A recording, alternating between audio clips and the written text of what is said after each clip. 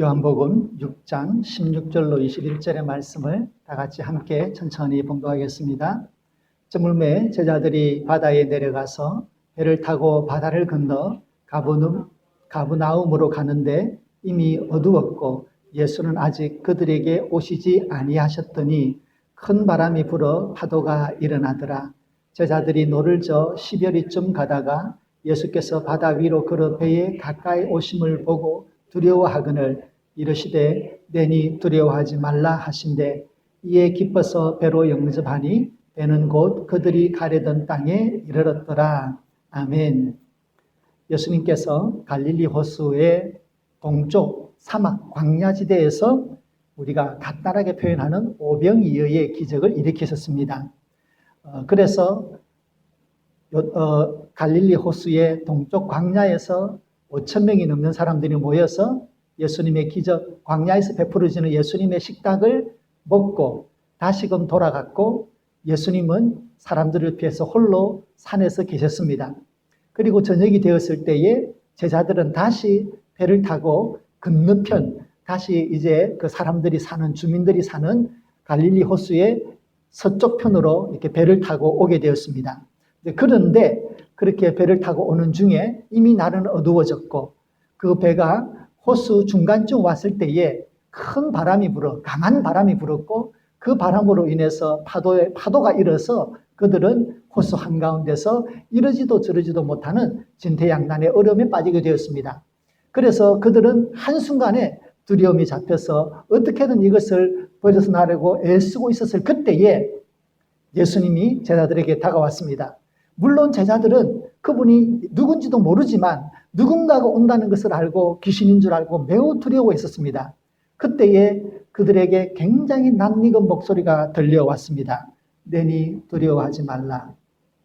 바로 주 예수님의 목소리였죠.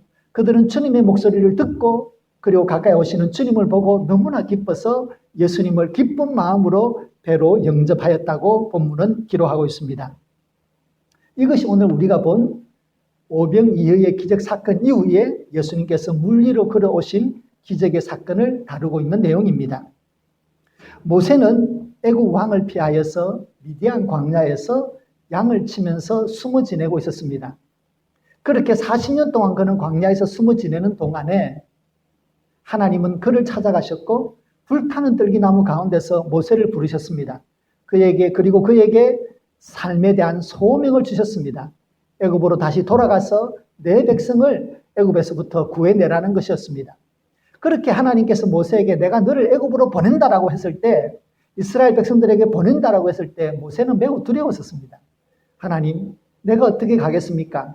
만약에 내가 갔을 때 그 우리 이스라엘 백성들이 당신을 보낸 사람, 그 사람이 도대체 누구냐라고 물으면 제가 뭐라고 대답할까요? 라고 하면서 하여튼 하나님의 부르심에 둘러대서 못 가겠다라고 하는 말을 하는 중에 그렇게 하나님에게 질문을 하게 되었습니다. 한마디로 표현하자면 하나님 이름이 뭐예요? 라고 하는 질문이죠. 출애굽기 13장 14절에 보면 하나님은 자신을 이렇게 계시하고 계십니다. 하나님이 모세에게 이르시되 나는 스스로 있는 자니라. 또 이르시되 너는 이스라엘 자손에게 이같이 이르기를 스스로 있는 자가 나를 너에게 보내셨다 하라. 나는 스스로 있는 자다. 근데 이 표현을 우리 세번역에 보면 나는 곧 나다 이렇게 번역하고 있습니다. 나는 곧 나다. 너를 이스라엘 자손에게 이르기를 나라고 하는 분이 너를 그들에게 보내셨다고 하여라. 나는 나다라고 하셨다는 거예요. 그런데 모든 영어 성경에 보면 who I am 혹은 I am that I am 나는 곧 나다 이렇게 번역이 되어져 있습니다. 문자적으로 문법적으로는 나는 곧 나다. 나는 곧 나다라고 하는 것이 하나님께서 모세에게 들려주었던 그 말에 가장 가까운 해석입니다. 그런데 나는 곧 나다라고 하는 이것의 의미를 담아서 해석하기를 우리 개역 번역에서는 나는 스스로 있는 자다라고 하는 것입니다. 내용은 같은 것이죠. 하나님께서 곧 나는 곧 나다라고 표현하실 때 그 하나님은 다른 어떤 말로도 수식될 수 없는 인간의 언어로 표현되고 설명될 수 없는 존재 그 자체로서의 하나님, 창조자 그분이신 하나님, 전지전능하신 그분인 하나님으로서 자기를 모세에게 계시하신 것입니다. 이 많은 내용을 담아서 모세에게 많은 설명을 한 것이 아니라 한마디로 나는 곧 나다라고 말씀하신 것입니다. 예수님은 제자들에게 뭐라고 말씀하셨습니까? 나는 곧 나다. 내니 나는 곧 나니 두려워하지 말라 말씀하셨습니다. 하나님은 창조자로서 나는 곧 나다라고 말씀하신 것처럼 예수님은 제자들이 두려워할 때에 내니 두려워하지 말라. 나는 곧 나이니 두려워하지 말라 하셨습니다. 예수님은 삼위일체 하나님으로서 창조자이십니다. 전능하신 하나님이십니다. 그러므로 예수님은 물 위에 서서 제자들에게 다가오시면서 나는 곧 나다라고 말씀하시면서 두려워하지 말라고 하였습니다. 모든 혼란과 모든 무질서와 모든 두려움을 잠재우는 창조자의 말씀, 나는 곧 나다. 두려워하지 말라 말씀하십니다. 그러므로 여러분, 예수님께서 물 위로 걸어오신 이 기적의 사건이 1차적으로 우리에게 보여주는 것은 무엇입니까? 우리가 주님으로 믿는 이 예수님은 삼위일체 하나님 자신으로서 창조자 하나님이십니다. 모든 질서를 창조하신 하나님, 그분만이 창조의 근원이시고 생명의 근원이 되시고 오늘도 필요하다면 어떤 질서라도 창조해내시는 창조자 하나님이심을 우리에게 보여주는 계시적인 내용입니다. 그래서 요한복음은 예수님의 기적을 기적, 사인, 원더 이렇게 표현하자. 예수님은 계시, 기적이다, 표적이다, 사인이라고 했습니다. 원더가 아니라 사인이다. 어떤 사인이죠? 예수님은 우리의 구원자시고 예수님은 영원한 하나님의 아들이시고 예수님은 삼위일체 하나님 자신이 되신다는 것을 사인, 보여주는 표적이 되는 것입니다. 자, 그런데 여러분, 우리가 여기에서 이 기적의 또 다른 의미를 우리가 한번 생각해 보고자 합니다. 제자들에게서 예수님이 물 위로 걸어오시는 것을 볼 때 그것은 분명히 기적이었습니다. 그런데 창조자 예수 그리스도는 또 다른 기적을 제자들에게 선물해 주고 계십니다. 그것이 뭐냐면 창조자 하나님이 예수 그리스도께서 나는 나다라고 말씀하시는 그 예수님께서 제자들과 같은 배를 타셨다는 것입니다. 같은 배를 탄다. 그것을 우리는 다른 말로 뭐라 그러죠? 운명 공동체입니다. 혼돈과 두려움에 빠져서 소리를 지르는 그 배에 예수님께서 함께 타심으로써 그 배에는 이내 고요함이 찾아왔습니다. 이내 평화가 찾아왔습니다. 이내 질서가 찾아오게 되었습니다. 왜입니까? 창조자 되시는 예수님께서 그들과 같은 배를 타고 계셨기 때문입니다. 같은 배를 탄다는 것, 같은 운명의 공동체입니다. 이제부터 그 배가 뒤집혀도 같이 뒤집힐 것이고 그 배가 하늘을 날더라도 같이 날 것입니다. 이제부터 그들이 경험하는 모든 슬픔과 기쁨과 그 모든 것을 예수님은 함께 경험하게 될 것입니다. 왜입니까? 제자들과 예수님은 한 배를 타고 있다는 것을 상징적으로 보여주는 것입니다. 그러므로 여러분, 진정 제자들에게 있어서 기적이 무엇입니까? 예수님이 물 위로 걸어오시는 것을 보는 것이 기적이 아니라 그들이 불안해하는 이 배 속에 창조자 하나님 되시는 예수 그리스도께서 그들과 같은 배를 타고 있다는 것이 기적인 것입니다. 여러분, 물 위를 걸어야만 기적이 아닙니다.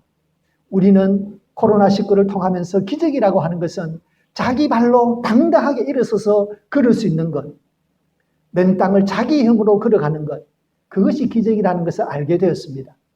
그러므로 여러분, 기적이라고 하는 것을 우리가 믿지만, 그러나 우리가 기적을 추구할 필요가 없는 것은 하나님은 이미 우리의 삶 가운데 수많은 기적들로 가득 채워주셨습니다. 그 기적이 오늘 보여주는 것이 무엇입니까? 우리의 운명의 배 속에 예수님이 함께 타고 있다는 것입니다. 한 배를 탄다. 운명의 공동체입니다. 여러분, 우리가 예수님의 사람으로서 예수님과 한 배를 타고 있습니다. 우리는 지금껏 살아오면서 삶의 수많은 파도를 만났을 것입니다. 자녀들의 고통 가운데 아파하는 것도 경험했을 것이고 경제적인 어려움도 경험을 했을 것이고 우리는 이민사회가 주는 법적인 문제도 경험했을 것이고 수많은 뜻하지 않은 문제를 경험했고 어쩌면 지금도 우리는 동일한 문제 때문에 실험하고 있을지도 모릅니다. 그러나 중요한 것은 우리가 타고 있는 이 인생의 배에 누가 함께 계십니까? 예수 그리스도가 함께 타고 있다는 것.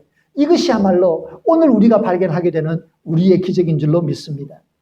제자들도 예수님도 우리들도 예수님과 한 배를 타고 있다는 이 운명의 공동체, 바로 그것이 예수님의 사람들입니다. 그래서 이러한 예수님의 사람들의 운명을 요한복음 14장 6절에서는 이렇게 표현하고 있습니다. 예수님과 한 배를 타고 있는 운명의 공동체다. 그 뜻은 이것입니다. 예수께서 이르시되 내가 곧 길이요 진리요 생명이니 나로 말미암지 않고는 아버지께로 올 자가 없느니라. 예수 그리스도 그분과 한 배를 타고 있다면 우리는 그 속에서 영원히 바른 생명의 길도 있고 진리의 길도 있고 생명 그 자체도 있습니다. 우리가 하나님에게 이르는 그 모든 영적인 필요들, 그 모든 영적인 필요들이 다 채워지는 것입니다.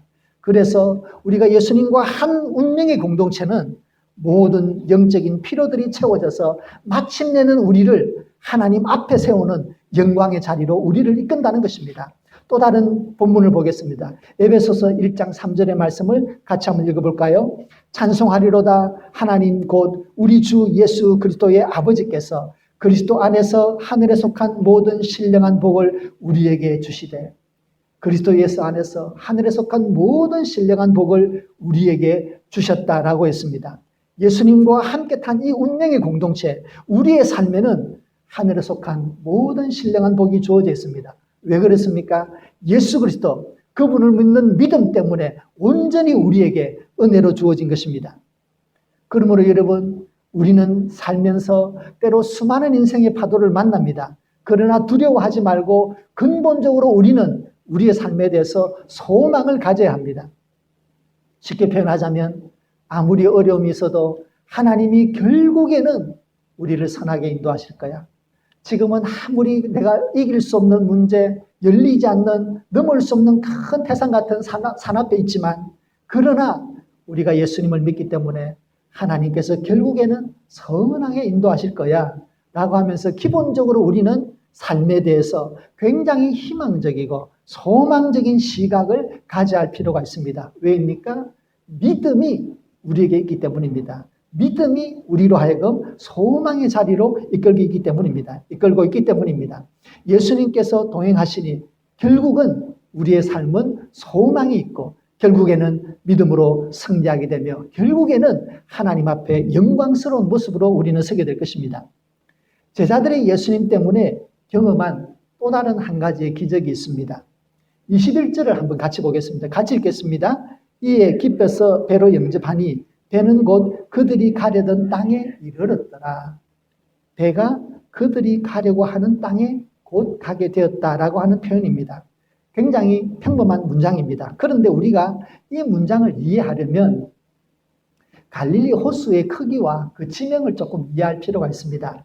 지금 오병이에 의해 기적이 일어난 것은 사람들이 많이 사는 갈릴리 서쪽이 아니라 갈릴리 동쪽 광야지대입니다. 이것을 우리가 타원형으로 되어 있는 갈릴리 호수를 보자면 시계 방향으로 치자면 3시, 4시 정도입니다. 그러니까 디베라 바다라고 하는 것은 디베라 도시가 있는 그 앞쪽 바다니까 거기도 한번 8시, 9시 정도가 됩니다. 그러니까 완전히 8시, 9시 방향에서 반대편 광야인 3시, 4시 방향인데 이제 그들이 저녁이 되어서 가려고 하는 것은 거기서 11시 방향으로 올라가는 거예요. 그런데 여러분, 이 갈릴리 호수의 크기는 동쪽과 서쪽, 이 폭이 12km가 됩니다. 그리고 남북으로는 21km가 됩니다. 폭이 12km니까 거기서 한 3시 정도 방향에서 11시로 남동쪽에서 북서쪽으로 올라가는 거예요. 근데 성경에 보면은 그들이 노르저 10여리쯤 갔다고 했습니다. 그러니까 5, 6km로 간 거예요. 폭 12km 이상이 되는 곳에서 5, 6km 갔으니까 앞으로 몇 킬로가 남았죠? 5, 6km를 더 가야 되는 거예요. 그러니까 지금 이 제자들이 예수님을 만난 것은 갈릴리 호수의 한 복판이라고 하는 것을 우리는 알 수 있습니다. 그런데 거기에 예수님께서 그들의 배에 타시니 곧 그들이 가려던 곳에 갔다. 그들이 지금보다 더 많은 수고를 해서 더 먼 길을 가야 되는데 곧 가게 되었다는 것입니다. 우선 곧 가게 되었다라고 하는 것을 우리는 첫 번째는 빨리 가게 되었다는 것이죠. 이것이 뭐 큰 모터를 달아서 빨리 갔는지 예수님께서 기적적으로 이것을 빨리 갔는지 모르지만 어쨌든 굉장히 빠른 시간 안에 가게 되었다는 것을 보여주고 있고, 또 하나는 그들이 원래 가고자 하는 목적지에, 가려고 하는 목적지에 가게 되었다는 것입니다. 여러분은 이 두 가지 다를 볼 때 요한복음은 어디에 그 강조점을 두고 있을까요? 빨리 갔다는 것에 강조점을 두고 있을까요? 가려고 하는 목적지, 그들이 가야만 되는 곳에 갔다라는 것에 강조점이 있을까요? 아마도 두 번째일 것입니다. 예수님을 혼돈된 삶의 주인으로 모실 때에 그 운명의 공동체는 필연적으로 예수님과 함께함으로 반드시 가야만 하는 곳에 이르게 되는 것입니다. 그것이 기적인 것입니다. 우리가 삶을 신앙의 여정으로 혹은 등산으로 혹은 항해로 비유합니다. 그런데 그 모든 은유와 비유에도 불구하고 결국에는 가장 중요한 것이 무엇입니까? 가야만 하는 곳에 도착한다는 것입니다. 우리가 있어야만 하는 곳에 있어야 된다는 것입니다. 우리가 되고자 하는 삶을 이루어내어야 한다는 것입니다. 어떻게 해요? 주 예수 그리스도께서 우리에게 오심으로 우리는 가야만 하는 목적지에, 있어야만 하는 곳에 되어야 되는 삶의 됨됨이를 우리는 이룰 수 있는 것입니다. 바로 이것이 제자들이 경험하는 기적인 것입니다. 사실 우리가 삶을 살면서 우리에게 가장 필요한 기적은 무엇입니까? 빨리 부자가 되어라, 빨리 자리를 잡아라, 빨리 무엇을 준비하여라. 세상은 빨리빨리 더 많이를 강조합니다. 그러나 진정 우리와 운명의 공동체가 되어 우리의 인생의 배를 통하여, 항해를 통하여 예수님께서 우리로 하여금 가고자 하는, 마땅히 가야만 되는 곳은 어디입니까? 예수님께서 우리를 통하여 인도하시는 그곳, 바른 목적지인 줄로 믿습니다. 한 번은 하나님께서 선지자 요나에게 찾아가셔서 요나에게 니느웨에 가서 이것이 곧 망한다라고 선포하라고 했습니다. 니느웨에 하나님의 임박한 심판을 선포하면서 그들이 회개할 수 있는 기회를 주도록 하였습니다. 그런데 요나는 자기 민족을 괴롭히는 니느웨 사람들이 싫었습니다. 당장에 망해야 되는데 왜 회개의 기회를 주느냐고 싶어서 그는 하나님의 낯을 피하여 오히려 더 배를 타고 그냥 지중해를 가로질러 스페인으로 가는 배를 타고 말았습니다. 그런데 여러분, 하나님은 기적을 통하여 그를 바다에 빠뜨리시고 바다에 빠진 그를 큰 물고기를 통하여 그를 다시금 육지로 뱉어서 결국에는 하나님은 그가 가야만 하는 목적지 니느웨에 가도록 하였습니다. 요나가 물속에서 큰 물고기의 뱃속에서 3일 있다가 살아난 것이 기적이지만 더 큰 기적은 그 과정을 통해서 그가 가야만 하는 자리, 있어야만 하는 그곳에 가야만 했고 그곳에서 있어서 그곳에서 하나님의 사명을 감당해내었다는 것이 더 큰 기적인 것입니다. 그러면 여러분, 우리가 살면서 우리가 진정 바라는 기적이 무엇입니까? 우리의 가정이 가야만 하는 그곳, 우리의 인생이 가야만 하는 그곳, 우리의 교회가 가야만 하는 그곳, 있어야 하는 그 자리, 바로 그곳에서 하나님의 자녀답게, 하나님의 교회답게, 그리고 하나님의 가정답게 살아가는 것입니다. 예수님은 우리의 길이 되어주시고 우리의 길이 되어주신 예수님을 따라가는 성도로 우리는 살고 있습니다. 예수님을 길로 삼고 살아가는 우리들은 우리의 삶 속에서 또 다른 삶의 기준들이 생겨야만 합니다. 삶의 세상 사람들이 따르지 않는 그런 기준과 가치관이 우리에게 있어야 합니다. 세상과 다른 기준과 가치관을 에베소서 4장에는 이렇게 설명합니다. 예수님을 길로 삼고 따라가는 사람들이 마음속에 가져야 되는 우리의 기준이라고 할까요? 같이 읽겠습니다. 에베소서 4장 22절로 24절의 말씀, 에베소서 4장 같이 읽겠습니다. 너희는 유혹의 역심을 따라 썩어져가는 구습을 따르는 옛사람을 벗어버리고 오직 너희의 심령이 새롭게 되어 하나님을 따라 의와 진리의 거룩함으로 지으심을 받은 새 사람을 입어라. 여러분, 하나님을, 예수님을 길로 삼고 따라가는 사람은 버려야 할 것이 있습니다. 그것을 옛 사람을 벗는다라고 표현했습니다. 그리고 예수님을 길로 삼기에 예수님이 가졌었던 그 짐들이 있습니다. 의와 진리의 거룩함으로 지음받은 새 사람이라고 하였습니다. 성도 여러분, 우리는 예수님을 우리의 삶의 운명의 주인으로 모시고 주님으로 고백하며 살고 있습니다. 우리는 예수님과 같은 운명의 공동체로서 예수님을 길로 삼고 예수님께서 가신 길을 따라가고 있습니다. 우리가 마땅히 성도로서 가야 될 길을 가고 있습니다. 우리 가정도 마땅히 가야 될 길을 따라가고 있고 우리 교회도 마찬가지입니다. 우리는 성도로서 마땅히 지켜야 되는, 하나님의 자녀로서 마땅히 가야 되는 길을 가고 있습니다. 그러므로 우리의 삶 그 자체가 우리 주님을 통하여 이루시고자 하는 수많은 기적들이 드러나는 기적의 현장이 될 것입니다. 예수님께서 광야에서 주님의 식탁을 베풀었던 것처럼 예수님을 우리의 주인으로 고백한 우리의 삶에 하나님께서 우리의 성도님들의 귀한 삶을 통하여 주님의 식탁을, 주님의 기적을 다시 베풀으시기를 바랍니다. 성도님들의 삶 속에 어떤 믿음의 소망이 있습니까? 어떤 삶의 문제가 있습니까? 희망을 가지십시다. 우리는 주님과 함께 배를 타고 있는 운명의 공동체임을 마지막까지 기억하시기를 주님의 이름으로 부탁드립니다. 기도드리겠습니다. 하나님 아버지, 감사합니다. 살면서 수많은 파도, 그 많은 것들 다 이겨내며 지금까지 살아왔습니다. 그 어려움 다 이겨내며 가정을 지키고 자녀들 키워내었고, 그 어려움 다 이겨내며 주님의 몸된 교회를 섬겼고, 그 어려움 다 이겨내며 믿음의 순례를 지금까지 해왔습니다. 우리가 이렇게 기적처럼 믿음의 삶을 살아올 수 있었던 것은 우리의 생명의 주인이요, 우리의 믿음의 주님이 되시는 예수 그리스도, 주님을 길로 삼아 따라왔기 때문인 줄로 믿습니다. 앞으로도 계속해서 이 믿음의 순례를 가고자 하는 우리 성도님들에게 그 삶을 축복하시고 성령 하나님께서 충만하게 복내려 주셔서 언제나 삶 속에서 믿음으로 말미암아 새로운 기적을 창출해내고 새로운 기적을 경험하는 주의 백성 되도록 인도하여 주시옵소서. 삶의 피로들을 채워주시되 하늘에 속한 모든 신령한 복들을 주셔서 믿음으로 영적으로 풍성한 삶을 누리는 주님의 백성들과 교회가 되도록 인도하여 주시옵소서. 예수님의 이름으로 기도드립니다. 아멘.